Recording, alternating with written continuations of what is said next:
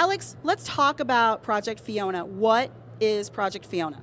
So Project Fiona is the world's first tablet designed specifically for PC gaming. So what this allows you to do, you typically think of tablets as like, you hold it in one hand and you're playing Angry Birds or, Bejeweled or something like that. Well, this is a tablet form factor, 10.1 inch screen, 1280 by 800, but it's got full PC gaming capability inside of it. So we've squeezed all the horsepower that you need. We've got Intel Core i7 architecture inside of here and all the graphics capabilities to be able to run the latest hot titles like Space Marine and Firefall, Hawks 2, etc., all running locally here on this PC. It's a Windows PC. This isn't an Android ARM device, anything like that, right? I mean, this is actually running Windows. We got basically a bunch of horsepower that we've packed into a tablet gaming device. Right? You look at what we did last year with Switchblade, what we've done with Blade, we're continuing to plumb the depths of what's possible for mobile PC gaming. So this is a complementary device. It's not something that you're going to put your laptop to the side or your desktop. Those still have their place, but this is a mobile tablet specifically for PC gaming. The main reason that I myself don't PC, I kind of am tethered to my console is because I have a hard time. I can memorize phone numbers. I can memorize codes.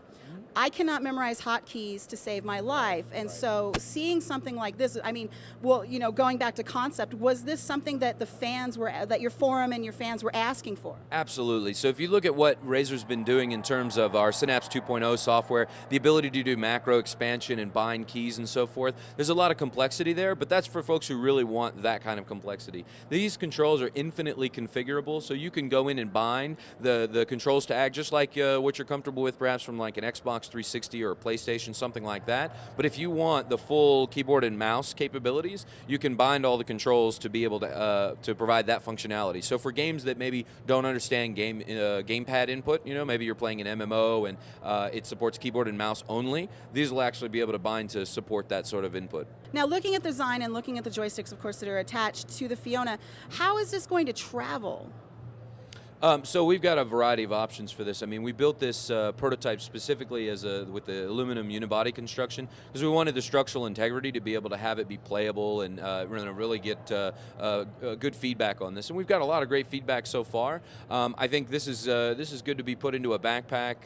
There's a lot of different options for toting it around. But again, that's part of the feedback that we want to get from folks. Does this particular form factor make sense? So it won't be detachable. It'll always be attached. We've got a lot of feedback actually so far since the show started about doing a detachable controllers.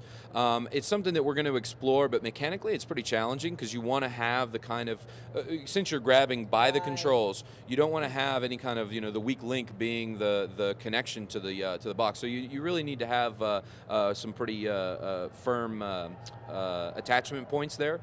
So that's something we'll continue to look at for the production version.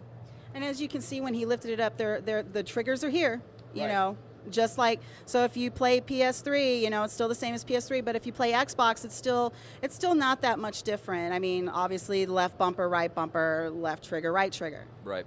So now, with Fiona, how is this going to measure up against full PCs and consoles? Well, it's Windows, it's a gaming PC, so you can imagine this as essentially providing all the horsepower you would expect from a high-end gaming notebook PC. So it's not something, again, it's a complementary device, but it provides that same level of horsepower that you would expect. So it's not really competing with those PCs, it's providing the ability to take that PC gaming experience and go mobile with it.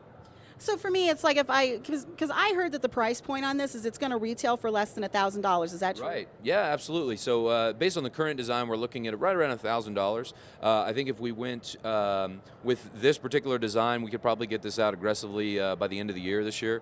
But again, it's a concept and we want to get the feedback in. So as we start to get that in, there may be a lot of changes we need to make to it. I mean, if we need to focus more on some particular genre, for example, if people really want Terraria or really want Minecraft or really want BF3 or whatever, those can have hardware changes. So there'll be some impact to the hardware that may cause cost changes or delays. If someone like me who just wants a PC just so I can play certain games with lightsabers that aren't Mac friendly, would this be the device to go with?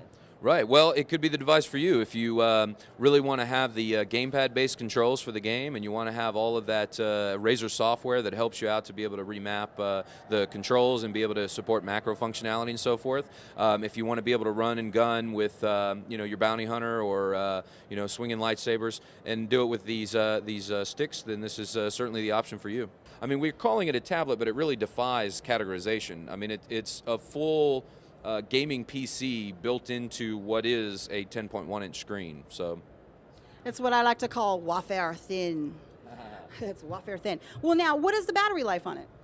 So we're targeting just under 2 hours based on the testing that's going on now, and that's playing high-end PC games, right? So there's some things that may change. Obviously, we haven't.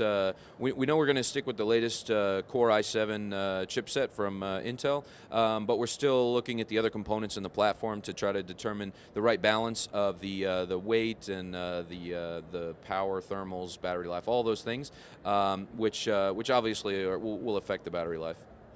Well, it looks beautiful, and I think I want to touch it. So let's get going. I think the other thing that I really like about Fiona is that I have rheumatoid arthritis.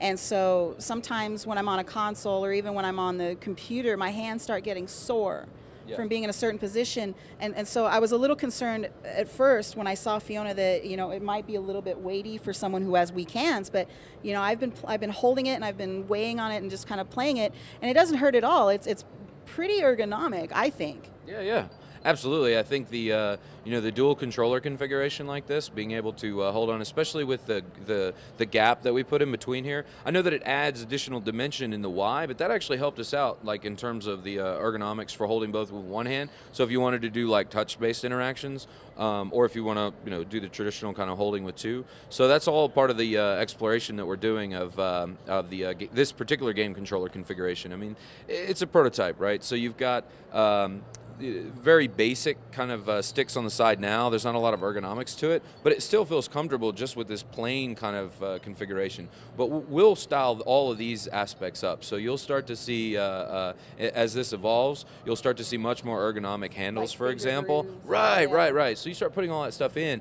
and it makes it just that much more fun to play. Kissy, I love it. I want to take it home with me.